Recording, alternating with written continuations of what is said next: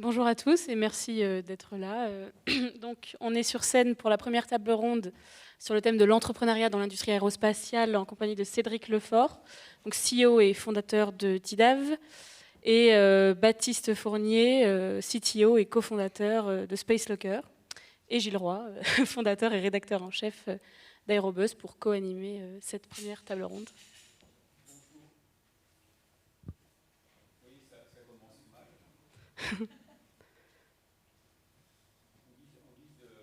En guise de co-animation, donc j'avais trouvé un moyen pour rester tranquille, tu vois, sur ma chaise.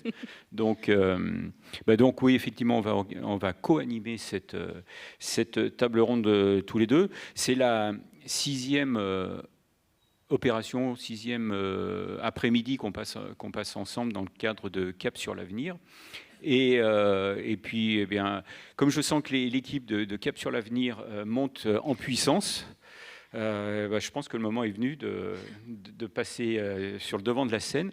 Ils nous ont fait une belle démonstration la semaine dernière. On était au salon Aéro à Friedrichshafen en Allemagne et on a organisé donc une couverture du salon en coproduction avec Cap sur l'avenir.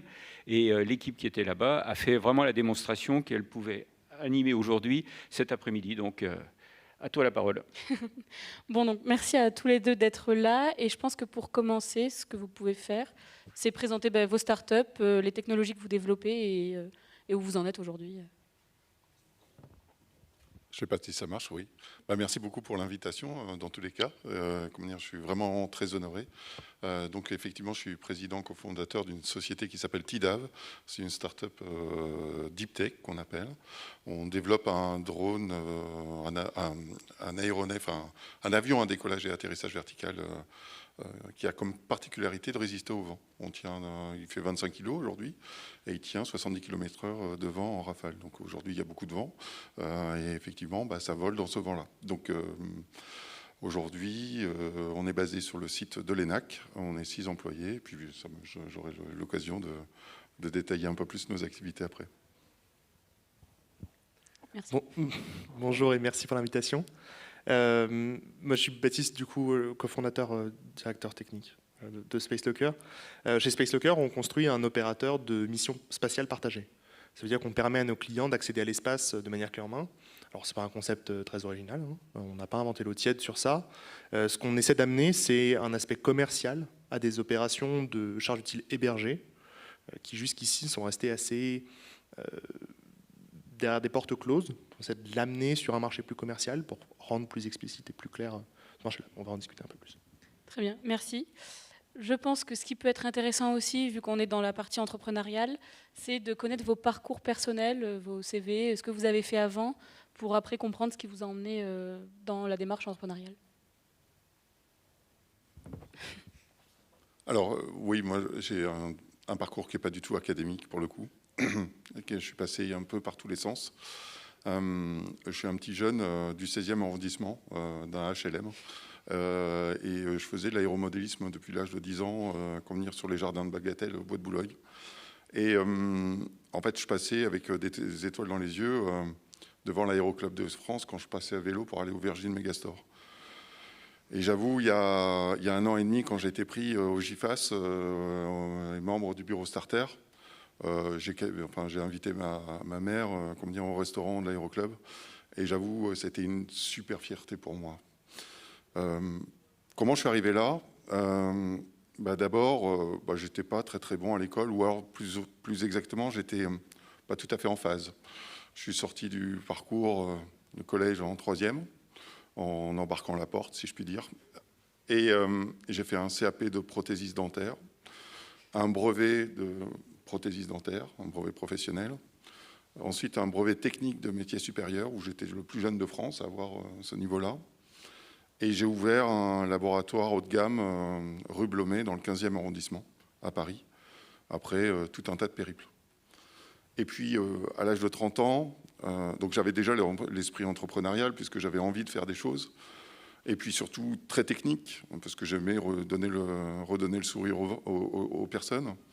Mais en fait, arrivé à l'âge de 29-30 ans, je me suis dit, bon, ok, j'ai gagné de l'argent, je suis arrivé à monter une belle entreprise, j'ai des salariés. Est-ce que c'est ce que je veux faire plus tard? Et puis, j'ai fait Saint-Jacques-de-Compostelle.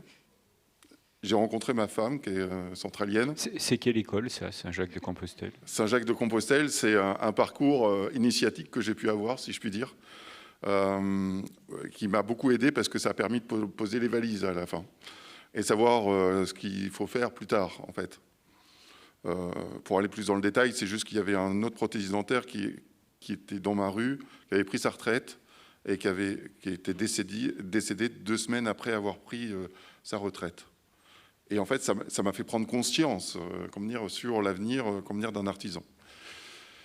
Je suis tombé donc sur ma femme centralienne. Comme je m'amuse à dire, je lui ai donné ma main dans une côte et on ne s'est jamais lâché. Et elle m'a dit, écoute, reprends des études.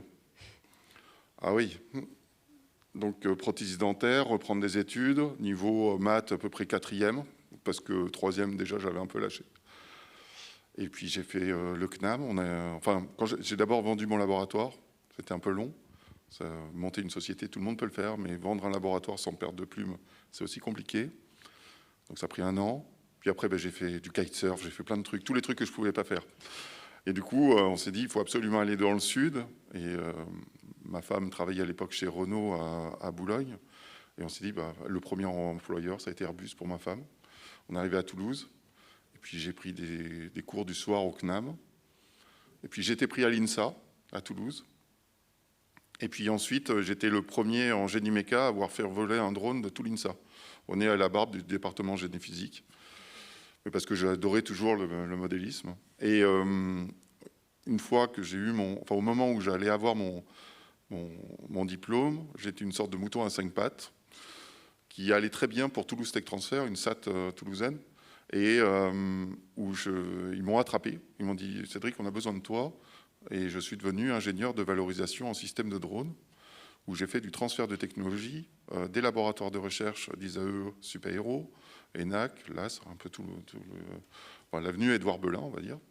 Et du coup, vers les industriels, dont des sociétés à l'époque comme Delair et d'autres. Et là, il faut imaginer mon esprit qui arrive dans des souffleries pendant 3 ans et qui s'acculture de toute l'aéronautique et de toute l'aérodynamique et de tous les systèmes. Et moi, j'ai adoré ça. Et en fait, après, j'ai été pris dans une société qui s'appelait Airborne Concept. Airborne Concept, où j'étais responsable de la R&D. On a redéveloppé des drones, notamment des avions à décollage et atterrissage verticaux. J'étais lié à des contrats de maturation. Et quelque part, j'ai eu la chance, même si c'était une malchance, mais c'est toujours les aléas de la vie. Cette société s'est cassée la figure. On s'est tous retrouvés au chômage. Et avec mon équipe technique que j'avais, j'ai dit, mais en fait, c'est une opportunité pour nous parce qu'on sort des contrats cadres de maturation et on n'est plus liés.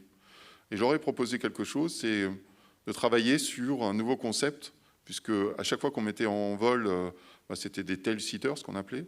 Donc, c'est des sortes d'ailes volantes qui peuvent atterrir typiquement verticalement.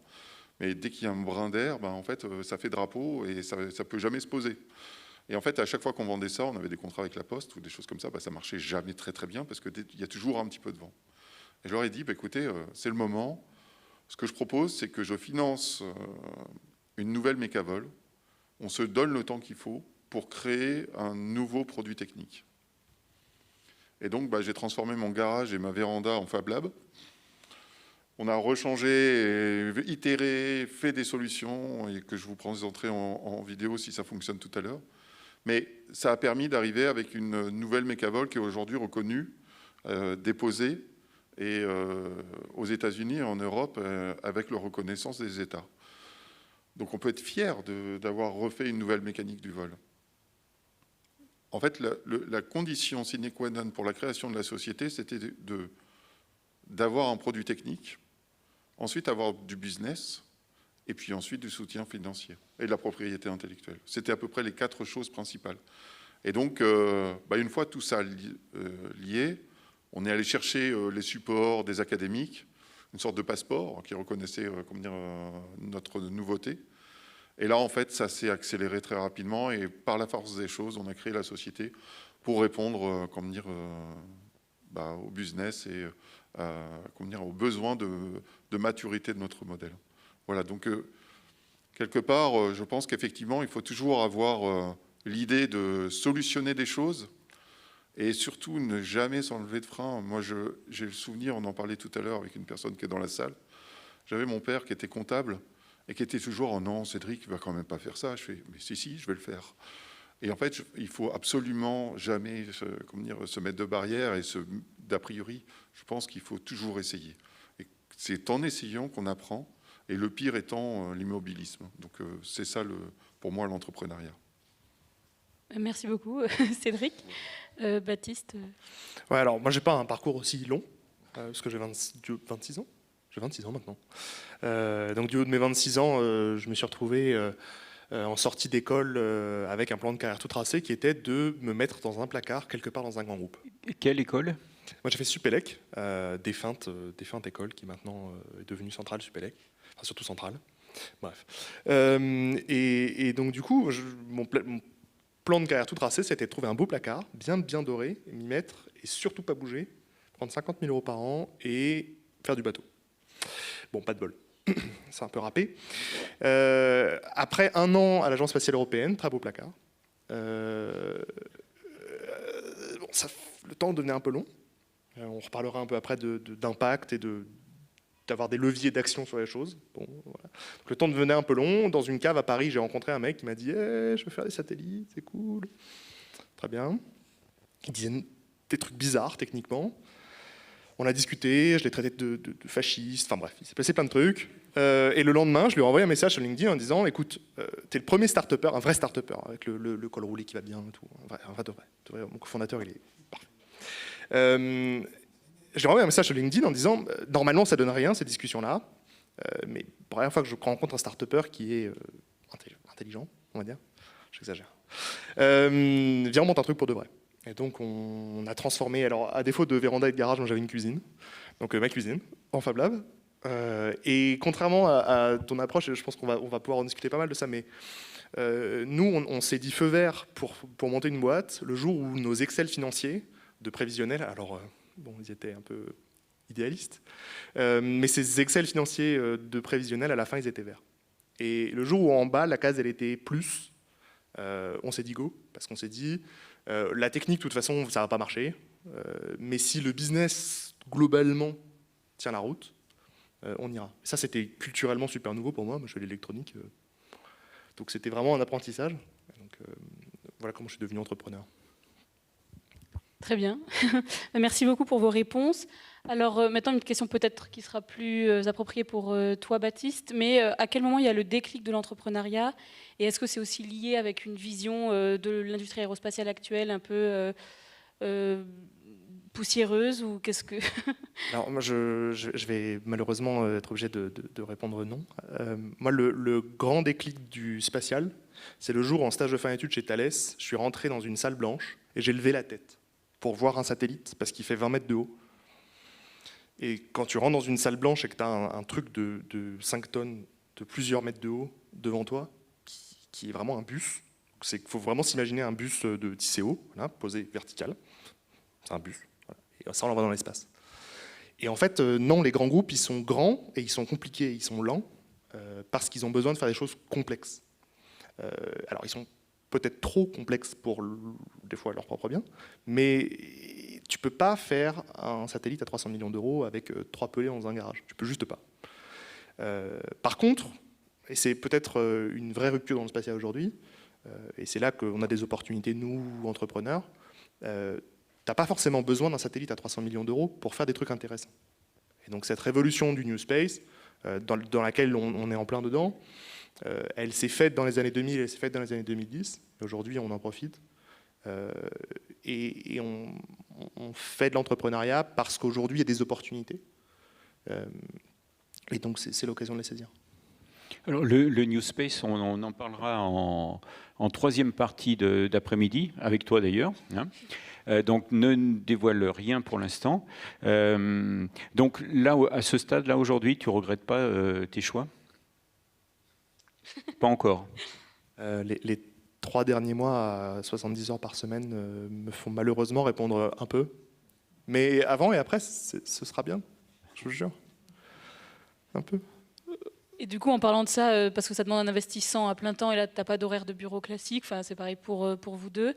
Et qu'est-ce qui sont les plus gros défis en termes d'entrepreneuriat, avec une idée complètement nouvelle sur le marché? Quels sont les vrais défis et quotidiens et aussi à long terme auxquels vous vous confrontez? Alors, moi, le bosser 70 heures par semaine, je connais ça parce que j'étais prothésiste dentaire, effectivement, qu'à l'époque, je travaillais comme un chien. Effectivement, quand j'ai arrêté, quand j'ai vendu mon laboratoire et que, déjà à l'époque, je m'étais dit, jamais je remonte de société. Je voulais une place chez Thales, bien au chaud, etc. Et en fait, non, comment dire, quand on a la fibre, je pense qu'on ne lâche pas. Par contre, effectivement, la différence, c'est qu'aujourd'hui, j'ai 3 enfants. Et la condition avec mes associés, enfin, déjà, c'était de créer une société avec des associés, histoire de pouvoir prendre des congés, de pouvoir lâcher, de pouvoir, comment dire, un petit peu se reposer, en fait, tout simplement. Et c'est ce que je fais, et très bien, je pense, et je pense qu'on se partage bien les choses, et ce qui me permet justement de donner du temps. J'ai 3 enfants, de 10, 7 et 3 ans, et je suis fier de leur accorder du temps aujourd'hui, et le temps suffisant, a priori, est nécessaire, même si je ne suis pas avec eux, comme dire, cet après-midi. Mais dans tous les cas, c'était pour moi quelque chose de très important, puisque le temps s'achète difficilement, en fait, tout simplement. Très bien, merci. Et toi, Baptiste, les défis quotidiens ou les contraintes, les obstacles? Ouais, je pense qu'un vrai défi en tant que fondateur de start-up, en tout cas de moi ce que j'ai pu découvrir un peu sur le tas, c'est la difficulté de devoir un peu tout faire à la fois. Et de se retrouver un quart comptable, un quart RH, un quart directeur d'innovation, un quart ingénieur en électronique, un autre quart, plus que 4. Voilà. Et donc ce changement, ce switch de contexte, en fait, il a un surcoût très important dans les journées. Donc ça, c'est un vrai défi en tant qu'entrepreneur, de réussir à... Il y a autant de techniques que de gens, de réussir à faire marcher tous ces petits morceaux dans des journées qui sont pas trop adaptées. Très bien. Et je crois aussi, du coup, comme tu parles d'aide et d'investissement, que vous avez des partenaires, vous avez été incubés aussi. Qui sont les partenaires qui vous soutiennent? Comment vous allez les chercher? Comment vous leur prouvez qu'ils peuvent vous faire confiance pour vous soutenir? Alors, je pense que comme on est 2 boîtes de la Deep Tech, il y a un vrai enjeu sur le financement de l'innovation publique, déjà. C'est un vrai enjeu, on pourra peut-être en parler un peu plus. Et ces financements publics sont toujours associés à des financements privés. Donc il y a une problématique quand on monte une boîte de trouver du pognon et de trouver des gens pour exécuter une fois qu'ils ont de l'argent pour les payer. Trouver des gens, c'est un autre problème, mais trouver de l'argent, aujourd'hui, c'est chez Space Locker, en tout cas, auprès d'investisseurs individuels, des business angels, avec lesquels on a pu regrouper une somme suffisante aujourd'hui pour travailler, envoyer notre première mission dans l'espace en octobre cette année. Et ça nous permet aussi de travailler avec des incubateurs. On est passé par l'accélérateur Blast de Starburst, que les gens de l'aéro connaissent peut-être. Aujourd'hui, on est incubé chez Agoranov, qui est un grand incubateur parisien. Ces lieux d'incubation et d'accélération, c'est des portes de légitimité. C'est des cartes de légitimité. C'est très important quand on a 2 fois 25 ans d'avoir la légitimité d'un autre pour pouvoir aller voir des tiers et leur dire faites-moi un chèque. Sinon, ça ne se passe pas bien. Merci. Et toi, Cédric? Oui, alors nous aussi, en fait, c'est vrai que du temps où j'étais ingénieur de valorisation pour Toulouse Tech Transfer, j'avais vu beaucoup de sociétés qui arrivaient en disant on va faire ci, on va faire ça, avec des belles 3D. Et puis au bout de 2 à 3 ans, ces sociétés se cassaient la figure parce que les membres fondateurs ne faisaient que du pitch et plus du tout leur premier métier. Et ça, c'est vrai que la condition de la création de la société, c'était déjà de déverrouiller la partie technique. Et pour moi, ça, c'était vraiment quelque chose de très important. Donc grâce à ça, ça permet d'amener une légitimité, effectivement, une première légitimité, et qui a rassuré la BPI, qui est notre premier investisseur. Deep Tech nous a amené presque 100 000 €. On a eu ESABIC Sud. Puis ensuite, on a été accompagné très largement par un plan France Relance 2030, mais grâce à Réseau Entreprendre, Créalia, on a fait des prêts d'honneur. Et puis ensuite, on a été reconnu par le Club Galaxy. Ça nous a permis de tisser des liens, très très forts. On a eu le prix Coup de cœur. Et puis, avec l'environnement national et international, notamment au niveau local aussi, avec Lanceurs de Toile, l'ENAC, etc. Et maintenant, avec le GIFAS, avec le Club Starter, où on a pu exposer au Bourget. Voilà, c'est vraiment des choses qui mettent en visibilité, qui permettent aussi d'adresser des marchés qu'on n'avait pas identifiés forcément au départ, en disant, des gens viennent nous voir en disant, nous, on a des problèmes devant. Et c'est ceux qui ont le plus mal, finalement, quand ils viennent vous voir. Et en fait, c'est ça qui a lancé les premiers business, et pas forcément les premiers sur lesquels qu'on avait identifié au départ. Mais ça, je pense qu'on aura le temps d'en discuter après. Ouais, pour compléter sur cet aspect-là, nous, quelque chose qui nous a beaucoup aidé, c'était le passage dans l'incubateur de start-up de Thales Alenia Space, qui s'appelle le Space Business Catalyst, et dans lequel on a été la première start-up incubée pendant un an. On en est sorti il y a quelques mois maintenant. Quelques mois. C'est un incubateur, alors je ne sais pas ton expérience, mais il y a beaucoup de choses. Il y a un peu à boire et à manger dans la scène des incubateurs et des accélérateurs. Il y a des gens, c'est le business, il y a des gens qui truc des dispositifs publics à toutes les échelles de décision publique. Bref, il y a beaucoup de choses. Et TAS s'est positionné là-dedans en disant, nous, on va faire un incubateur industriel. Vous savez faire des pitchs, on ne va pas vous apprendre à faire des slides, on va vous apprendre à faire des satellites, ce qui est un problème compliqué. Et donc ça a été vraiment une énorme force. Et je ne sais pas si aujourd'hui ça existe dans le monde de l'aviation et autour des questions de décarbonation, mais je souhaite aux futurs entrepreneurs et entrepreneuses de participer à ce type d'incubateur technique et d'avoir un support d'un grand industriel. Ça a beaucoup de valeur. Très bien, merci beaucoup. Est-ce qu'on a déjà des questions dans la salle sur Twitch? Il n'y en a pas. Est-ce que... Non, pour l'instant, le chat est très calme. C'est l'heure de la sieste, je pense. Personne dans la salle, c'est pas grave. Encore plein de questions. Donc justement, là, en termes de développement, aujourd'hui, où est-ce que vous en êtes? Combien vous êtes dans vos sociétés? Et quelles sont les prévisions pour suivre la croissance de vos startups à court, moyen, long terme? Alors, nous, on a été accompagnés justement dernièrement par Airbus Développement et le Crédit Agricole avec un prêt innovation, ce qui a permis de créer quelques embauches. Aujourd'hui, on est 6 dans la société. On est 3 cofondateurs. Donc, il y a Vivien Jourdon, qui est mon associé principal, que je connais depuis une dizaine d'années, puisque je l'avais employé à l'époque chez Toulouse Tech Transfer pour m'accompagner. Alors moi, je suis plus méca, architecte des systèmes de drones. Lui intervient sur la partie code, système embarqué, temps réel. Un troisième associé qui est arrivé, qu'on a rencontré chez Airborne Concept à l'époque, qui était télépilote formateur, qui est aujourd'hui pilote commercial, et qui agit sur toute la partie qualité et sécurité des vols. Ensuite, une autre personne est arrivée qui s'appelle Melvin, et qui est aussi quasi pilote commercial, mais qui a eu un pépin de parcours de vie, on va dire, et en fait, qui a pu rebondir chez nous, puisqu'il est devenu télépilote et technicien, intégrateur des systèmes. Et ensuite, il y a Pietro qui est arrivé, qui a fait sa thèse chez Parrot, Isae Supaéro en aérodynamique, notamment sur les rotors, et qui vient faire la modélisation de nos systèmes complètement. Et puis là, une sixième personne, qui a renforcé l'équipe et qui vient de l'ENAC, justement, et qui agit sur la partie commerciale et la partie réglementaire.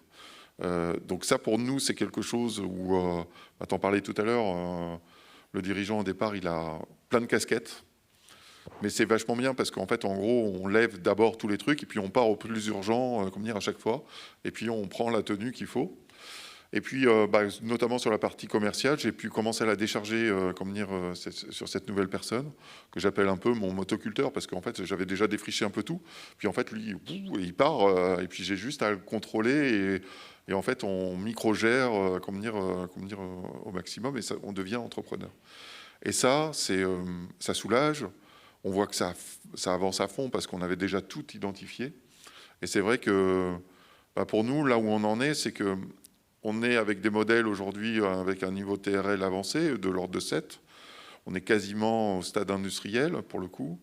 Et avec des premiers POC avec des premiers clients comme Total Energy, GRT Gaz, Terega, et qui ont besoin de nous parce qu'ils ont besoin, typiquement sur le premier marché, de collecter des données atmosphériques des sites industriels. Et il y avait des solutions drone, hein, bien évidemment. Mais comme on a une solution qui permet d'être précise dans le vent, enfin d'avoir de la précision de vol dans le vent, et utilisable tous les jours, et bien en fait on vient sous le vent latéral au site industriel, et avec un capteur en partenariat avec l'ONERA et l'IFPEN, on vient collecter en nature et débit les rejets des sites industriels. Ça, c'est des profondeurs de marché qu'on n'avait pas identifiées au départ, parce qu'au début, on s'était dit, nous, on va dans l'océan bleu, on va sur l'offshore maritime, justement, là où personne ne va, parce qu'en fait, la valeur ajoutée de notre modèle est de pouvoir aller là où on est tout seul.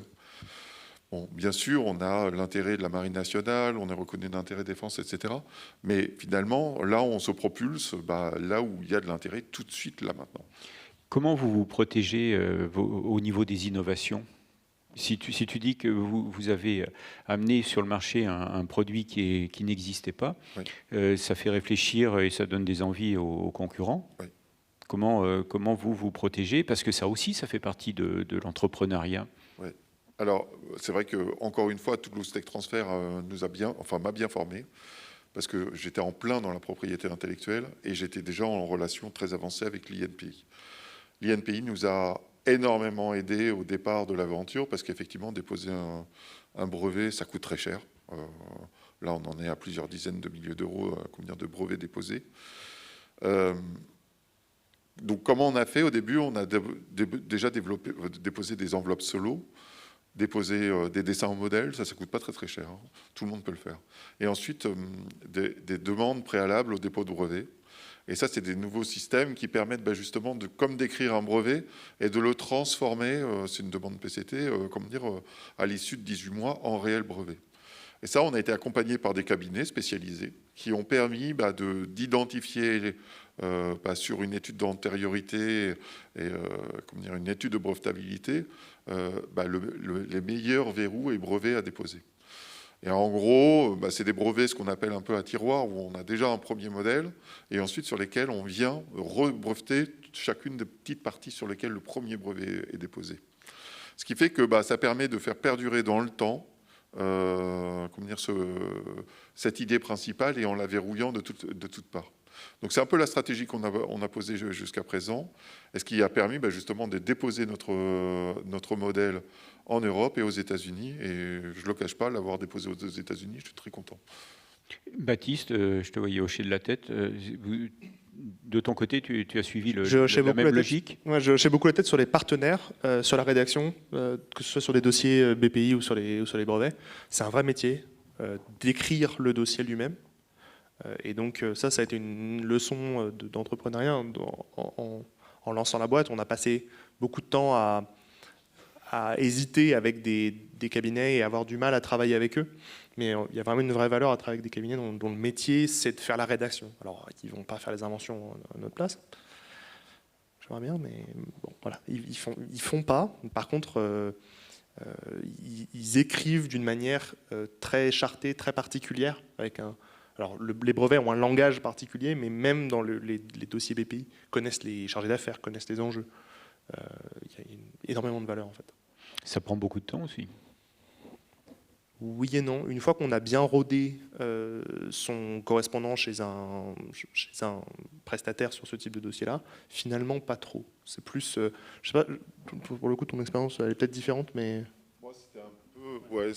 C'était un peu compliqué parce que c'est une affaire d'experts. Là, on traite de la mécavol très bas niveau, donc je pourrais peut-être en parler un tout petit peu tout à l'heure, dire un peu comment ça fonctionne, mais avec les mains, tout simplement. Mais en fait, il faut expliquer les fondamentaux. C'est pas rentrer dans l'aérodynamique dure, c'est plutôt sur vraiment la mécanique du solide, à proprement parler. Et du coup, on se sert de tout un tas d'artifices et de chaînes d'asservissement, d'étages d'asservissement qui permettent de contrôler ces systèmes. Donc, il faut d'abord que la personne écrire un pré-brevet, ce qu'on a fait, qui faisait une 40aine de pages, qui permettait de verrouiller, mais ça, c'était la demande PCT. Et après, il s'est acculturé de ce brevet. Et après, c'était un jeu de dialogue. Ça a duré quand même, nous, à peu près dans les 5 à 6 mois. Et ensuite, une dizaine de mois pour le transformer. Ouais, ça, c'est clair. Ouais. Mais après, voilà, c'était un jeu d'échange avec lui. Il était passionné, il est toujours passionné. Et c'est bien lui qui nous suit parce qu'il connaît maintenant tous les systèmes. Il est venu nous voir à l'ENAC, voir voler le modèle en volière, à l'extérieur. Bon, voilà, comment dire, c'est quelqu'un sur lequel on a complètement confiance parce que il connaît parfaitement notre innovation. Ça, c'est très clair. Très bien, merci beaucoup. Est-ce qu'on a des questions? Toujours pas de questions. Peut-être Baptiste, pour revenir, alors tu nous as parlé, Cédric, des clients que vous aviez, des marchés que vous étiez en train de conquérir. Toi, Baptiste, là-dessus, est-ce que vous avez déjà des clients, Alors aujourd'hui, Space Locker, je parlais tout à l'heure de mes 3 derniers mois sans trop de sommeil. On intègre en ce moment une mission commerciale qui partira en octobre 2024. Alors, il faut mettre un poil de contexte. Aller dans l'espace, on y va pour prendre des photos, pour faire des expériences, pour faire des trucs, quoi. Et on y va sur un véhicule. Ce véhicule-là, il a des panneaux solaires, il a des batteries. L'ordre de grandeur, c'est moite-moite en termes de masse. Donc on va mettre un télescope et une plateforme derrière. Et donc en gros, si on a un télescope de 10 kg, je la fais vraiment très à la grosse, mais on va faire x2 sur la masse totale qu'on va envoyer, en termes de coût, en termes de licence, en termes de débris, en termes d'ennui. Donc ça, c'est une problématique qu'on peut résoudre soit en faisant des satellites différents, soit en les mettant nos clients sur les satellites de tiers. Donc cette mission qui part en octobre, c'est une mission hébergée, donc sur laquelle on permet à nos clients de faire du covoiturage et de se brancher sur une mission tierce. C'est une manière pour nous d'adresser le marché vite, parce qu'on est un acteur particulièrement commercial. J'en parlais au début, le feu vert, c'était l'Excel vert à la fin. On a besoin de verrouiller une position dans le marché, on a besoin de verrouiller une existence et un certain cycle d'amorcer la pompe. Et donc ce jeu de poule et l'œuf de « ok, je viens pas chez vous parce que vous avez rien qui vole » et « ok, mais vous avez rien qui vole, donc comme il n'y a personne à faire voler, il n'y a rien qui vole, il faut l'amorcer » et donc les investisseurs permettent aussi ce travail-là. Mais c'est aussi un travail commercial. Aujourd'hui, on a une pipeline qui a une 50aine de clients, une valeur de plusieurs millions d'euros sur les 2 à 3 prochaines années. Donc c'est pas énorme. Pour un business dans le spatial, ça va. Très bien, merci Baptiste. Parmi, on pourrait peut-être demander, si vous n'avez pas de questions, nous on en a pour vous. Parmi vous, est-ce qu'il y en a qui ont envie, qui ont des projets déjà d'entreprise, qui ont envie de créer des entreprises? Profitez-en parce que je crois savoir que dans la salle, il y a des business angels. J'ai vu une main se lever. Ça, c'est utile. Il y a une main qui s'est levée? Oui. Alors, attends, j'arrive.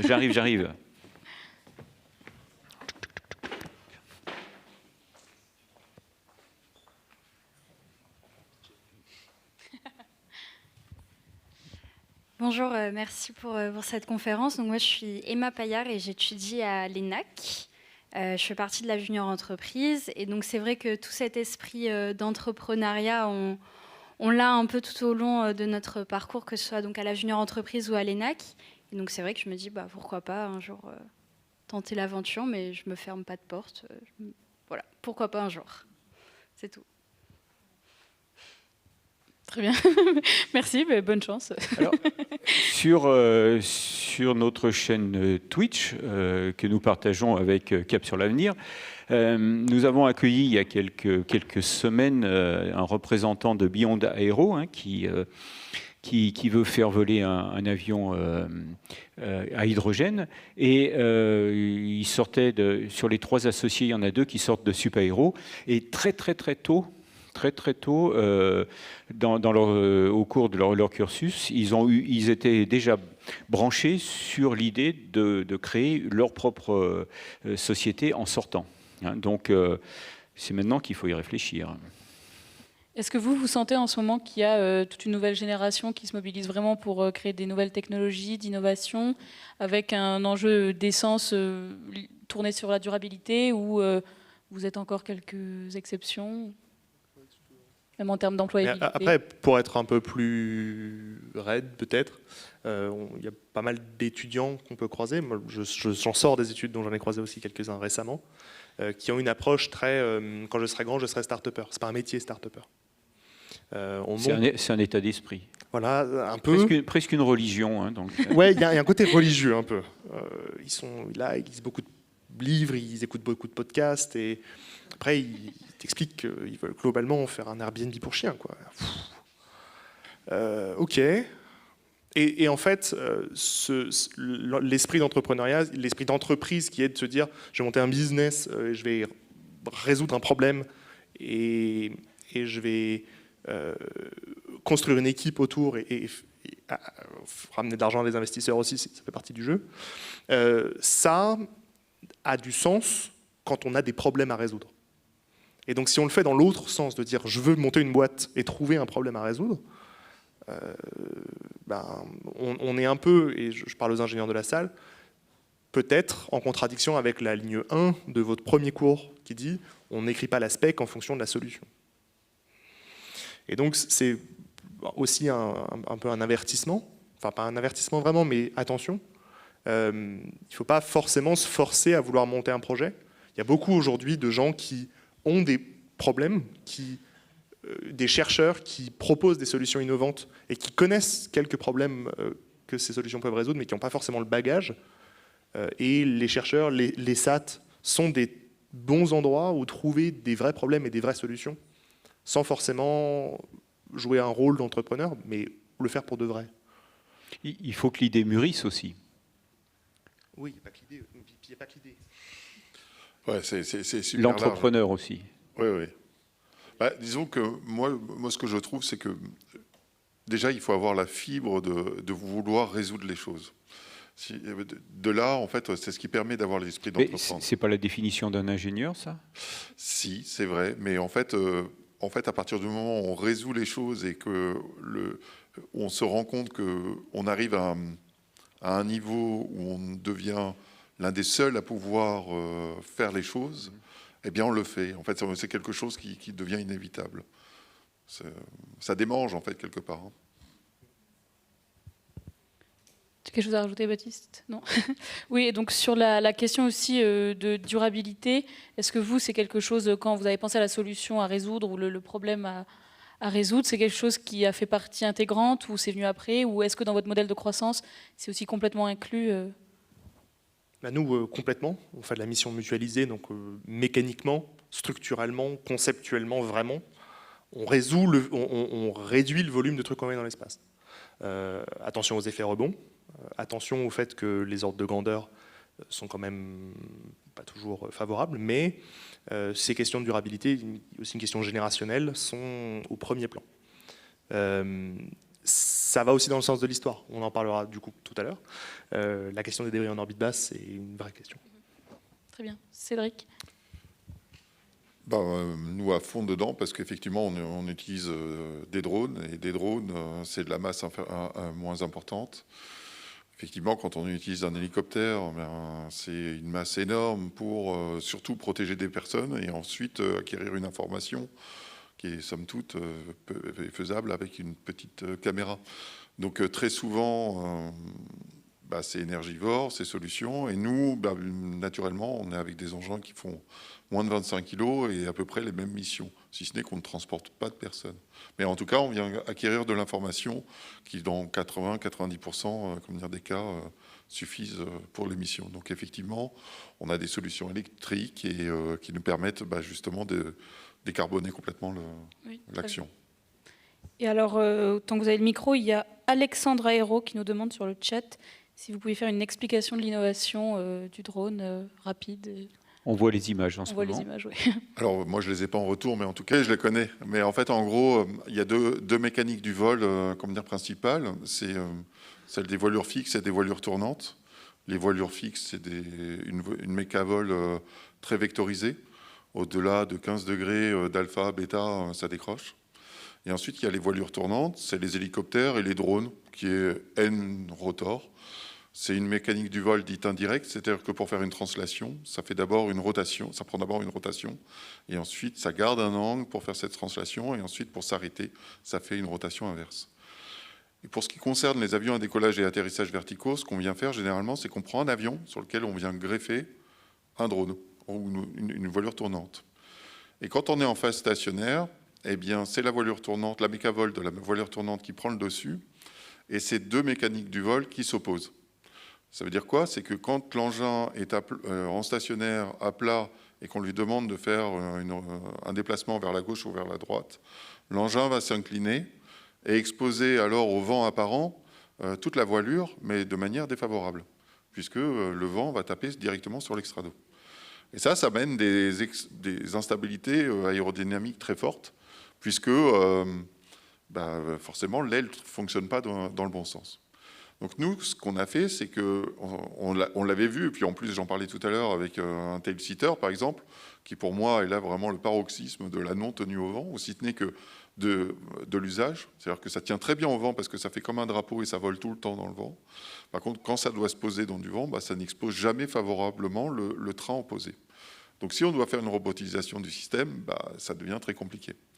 Donc là, je pense qu'on avait bien épluché tout le système, puisqu'on autorisait, sur les concepts qu'on avait fait, au tail-seater de tomber, ensuite avec une vectorisation des groupes motopropulseurs, on pouvait le faire remonter, mais c'était quand même malgré tout assez instable, parce qu'il y a toujours un moment de transition entre le vol sustenté par l'aérodynamique, la voilure, et le vol sustenté par les rotors. Nous, on a fait quelque chose de différent, c'est-à-dire qu'en gros, on s'est géré les 6 degrés de liberté avec juste 2 rotors. On est parti d'un tableau de vérité, on a vraiment essayé d'optimiser le système, et plutôt que de dire on rajoute à chaque fois des rotors pour faire telle action, un truc over-engineering au taquet, ça c'est vraiment des solutions d'ingénieurs, on s'est dit non, on va réduire au maximum le nombre de rotors, déjà pour faire plaisir à Froude, mais aussi, surtout, pour le bilan motopropulsif. Donc en fait, on a deux rotors équipés type hélicoptère, à plateau cyclique, et qui savent s'incliner de l'avant en arrière et indifféremment, en antisymétrique. Et ça, en fait, grâce à ça, on est capable de surcontraindre le système sur les 6 degrés de liberté. Et ça, c'est vraiment très intéressant parce que au lieu, ça veut dire quoi? C'est qu'au lieu de faire une mécavol pour s'incliner, notamment en vol stationnaire, eh bien, on fait des travers purs à gauche et à droite et sans prise de roulis. Et donc, ça veut dire qu'on expose toujours favorablement et idéalement, avec un mètre couple au minimum, l'aile au déplacement. Donc, on glisse littéralement. Donc, c'est une mécavol dite directe. Et ça, vers l'avant, c'est pareil parce qu'on adapte toujours la voilure au vent apparent. Donc ça veut dire quoi? Ça veut dire qu'on ne lutte pas contre le vent comme un hélicoptère peut le faire, mais on se sert tout le temps du vent pour voler. Et ça amène des performances aujourd'hui qui sont sans commune mesure avec les modèles actuels, parce que même pour la Marine nationale, typiquement, un hélicoptère doit arriver, il faut imaginer à l'arrière vouloir apponter, comme il a une mécavol indirecte, à chaque fois il doit anticiper son déplacement et s'arrêter. Et il faut imaginer ça sur un pont qui oscille et bouge relativement dans tous les sens. Eh bien, c'est vraiment tout l'art de pilote d'anticiper les mouvements de sa machine pour pouvoir poser favorablement le train sur le pont. Nous, on arrive, on vient comme un satellite, et puis on se déplace avec des travers et des translations pures. Et du coup, on peut arriver avec des vitesses verticales très fortes et puis faire du reverse opposé. Et donc, on a vraiment quelque chose de beaucoup plus durable. Alors là, j'ai une question une question de Liam sur le chat, mais tu as déjà répondu en détail. C'est quelle différence entre ton drone et les drones du commerce du type DJI? Ah oui, les drones DJI, c'est généralement des voilures tournantes qui ont 4 rotors pour des fantômes, ou des modèles tels que celui-ci, ou des modèles avec plus de rotors pour des modèles beaucoup plus gros. Par contre, c'est la voilure, c'est la mécanique du vol, la voilure tournante, celle de l'hélicoptère.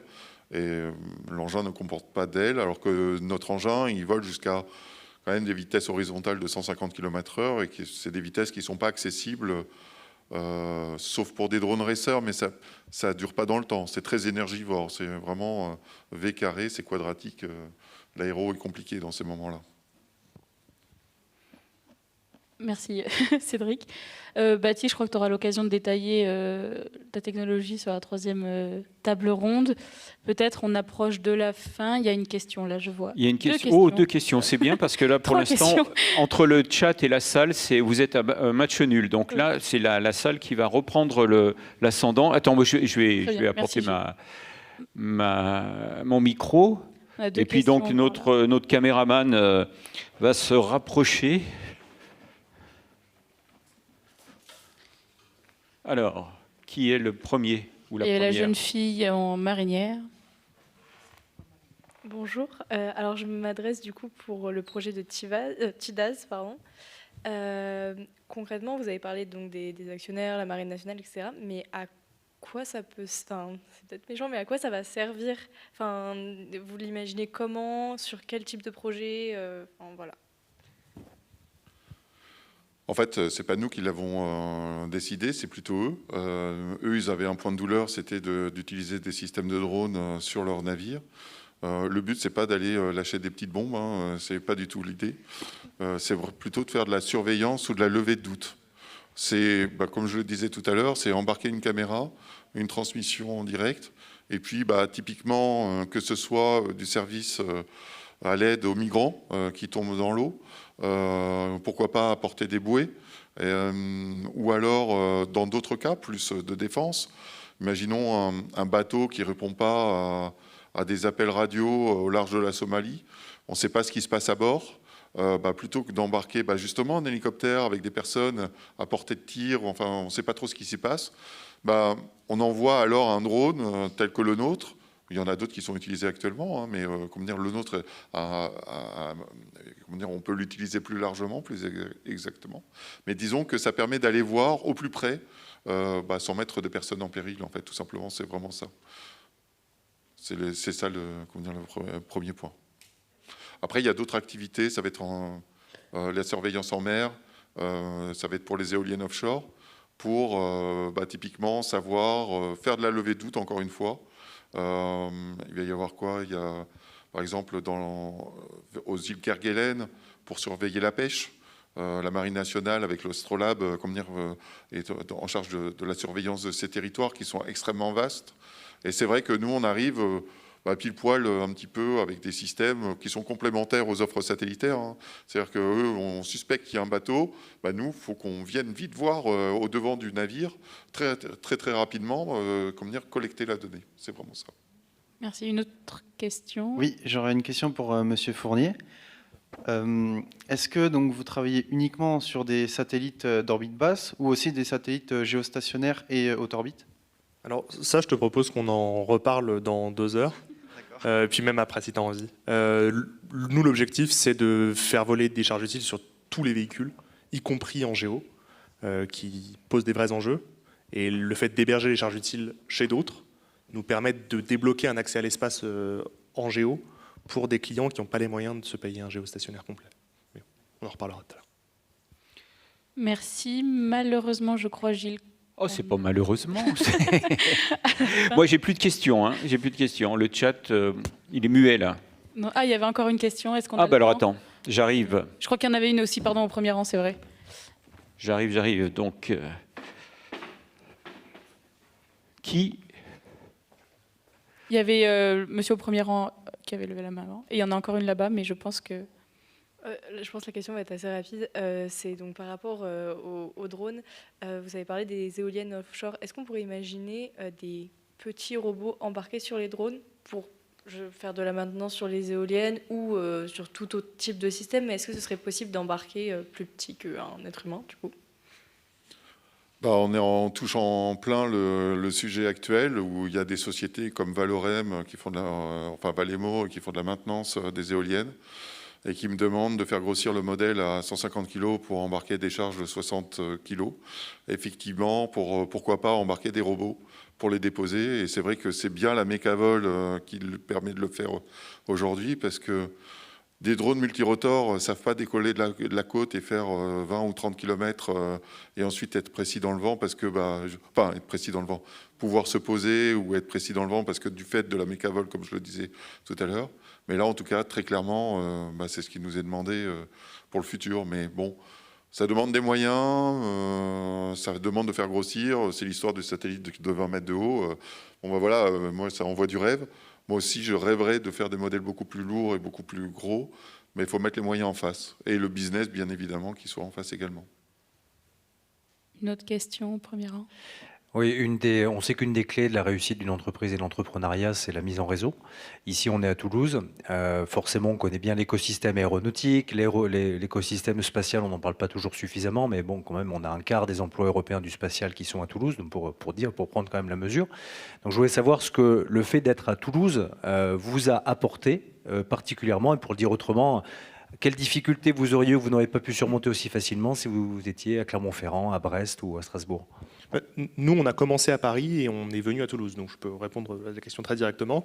Un exemple, c'est que quand j'ai besoin de discuter avec des gens au CNES, je me pointe et on discute en vrai.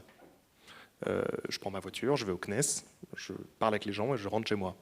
Si j'avais besoin de le faire depuis Paris, il faudrait que je prenne un avion et que je prenne la journée et que je compacte plein de rendez-vous, etc. Donc il y a un aspect spontanéité au fait d'être sur place, là où les choses se jouent, qui est un aspect très important. Et l'effet de réseau dans une industrie, en particulier dans l'industrie, on parlera des boulons peut-être tout à l'heure si vous voulez, mais l'effet de réseau est hyper important. En tous les cas, tu nous as bien vendu la dernière table ronde. Ça vous oblige à rester jusqu'au bout, là. Je pense. Pas malheureusement. Du coup, on va passer à la deuxième table ronde. Merci beaucoup Cédric et Baptiste pour toutes vos informations, vos startups, et c'est super. Voilà. Donc merci. Donc Baptiste, tu t'éloignes pas trop, hein? Voilà. Et j'imagine que vous serez aussi disponible après, si jamais d'autres ont encore des questions en direct autour du verre au cocktail. Allez. Très bien. Merci beaucoup. Merci.